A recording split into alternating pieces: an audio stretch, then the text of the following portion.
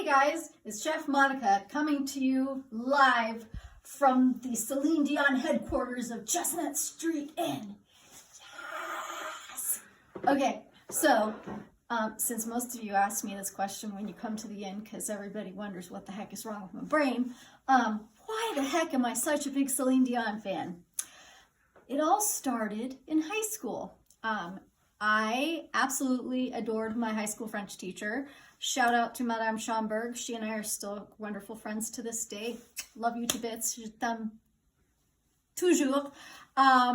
She used to do listening comprehension and would play music for us. And one of the songs that she used to use, or several of the songs I should say, were Céline Dion when she was really little teeny bopper, a little French Canadian singing her French songs.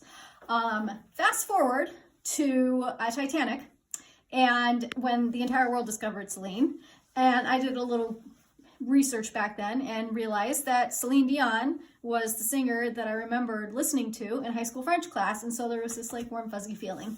So after Titanic, when she was on top of the world, I obviously bought her CD at that moment, went and saw her in concert. I was a fan, but not like crazy, just semi-crazy. That's up for debate. Then in 1999, after we moved to Las Vegas, Jeff and I went to a golf tournament. 1999. Did I say 89? Yes. God, in 89, I was only 13 years old. Never mind. 99, we had moved to Las Vegas, and we went to see the PGA tournament in Las Vegas Invitational, which was a Pro-Am tournament. And we went to go follow Phil Mickelson, which really that should have been like the highlight of the thing, was seeing a super professional like Phil Mickelson. However, Phil Mickelson just happened to be paired with Céline Dion's husband, René Angelil. I, of course, noticed the female caddy, and when she turned around, I realized it was her, and I practically had a complete heart attack. Maybe I actually did have a heart attack. Long story short, very long story, I followed Céline Dion caddying for her husband for about 5 hours worth that afternoon, like a crazy little puppy, and every so often I would like randomly pick up something she dropped or say hi to her. Eventually I got close enough and I said something to her in French about, I'm so glad that your husband's recovered from cancer and I'm a big fan. Left it at that. At the end of the tournament, she came up to us and she signed the scorecard of the TPC at Summerlin. That's Céline Dion right there. After which point, she turned to Jeff and said, obviously you're not here to watch me caddy for my husband. And he said, yeah. She said, or Jeff told her that he's a big Phil Mickelson fan. And so she said, stay here. I'm going to go find Phil Mickelson and have him sign the scorecard too.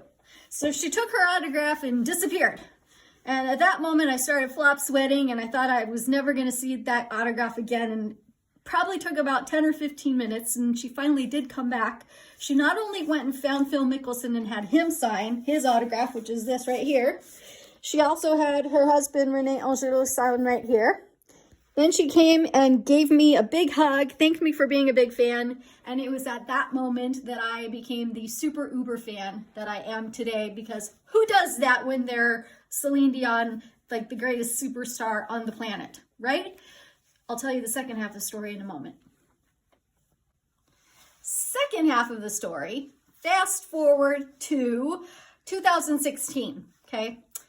Of course, I was a huge fan this whole time, obviously. But the one thing that I always regretted was that I never got my photo taken with Céline because, of course, back then we didn't have smartphones to take photos with. So I had this in my head that for my 40th birthday, I was going to buy tickets to go to Vegas to see her show, and I was going to wait for her by where she parks her car, and I was going to take a picture with her because she, at that time, was doing selfies with people by her car all the time. I happened to have a friend that told me where she parked her car. Thank you. And yes, Caesar's security followed us all the way over there because they were wondering what the two crazy people were doing, going like this, checking the phone and looking at the skyline to make sure we were in the right place. So long story short, again, too late. We got there at about 7:30 and sat there and waited in the 30-degree Las Vegas January cold like lunatics all night, along with, let's see, by the end of the evening, about 40 other people who were also waiting, hoping to meet her. Funny part of the story was, periodically, one of her bodyguards, whose name was Jeremy, hi Jeremy if you are watching this. Nicest guy. He kept telling us, well, you know, she may or may not stop. It kind of depends. If she has rehearsal after the show, she won't stop because it will be too late. He also told us that if she takes a shower, she won't stop because her hair will be wet. She doesn't want to catch cold. And of course, me being me, I said, Jeremy, don't let her take a shower. He probably thought I was a complete lunatic. Anyhow, at about 11:30 that night, by that point we were all little frozen popsicles, she did in fact decide to come out, and he told us that she was going to stop and do autographs. So everybody needed to be prepared, have whatever it is that you wanted ready for her to sign. Everybody was going to get like a second. She'll sign your thing, take a picture, you're done. Oh, and I forgot to mention, I made posters for Jeff and I. My poster said, it's my 40th, and I wrote it in French. It's my 40th birthday, and my only wish for my 40th birthday is to get a selfie with you. And then on Jeff's poster, it wrote, it's my wife's 40th birthday. Please take a selfie with her so I can live with her for the next 40 years. Super great. Okay, long story short, and I'm so excited. Can you tell? Like I can barely breathe. So she finally stops, and I was second in line.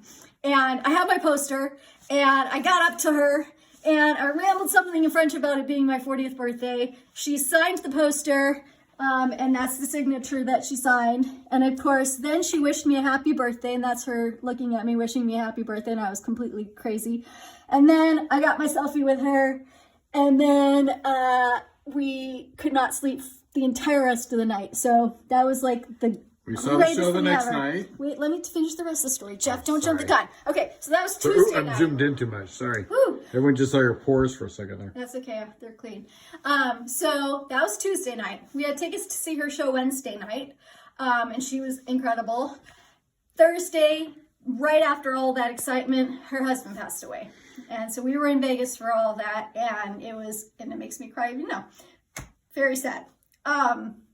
We actually went to the candlelight vigil at Caesar's Palace, and it was an amazing experience. And I was so grateful that she took the time to stop and take photos and autograph for absolutely everybody in line. Just the most gracious, wonderful person.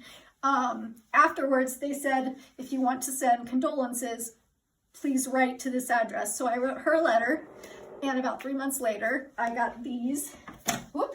One for each of us, to Monika, love Céline, and to Jeff, love Céline, in response to the letter that I wrote. So why do I love Céline? Because she's the nicest person on the planet, and she's incredibly talented, loves her family, great mom, came from absolutely nothing, and she makes me happy. And those are happy tears, not sad tears. Okay, bye-bye.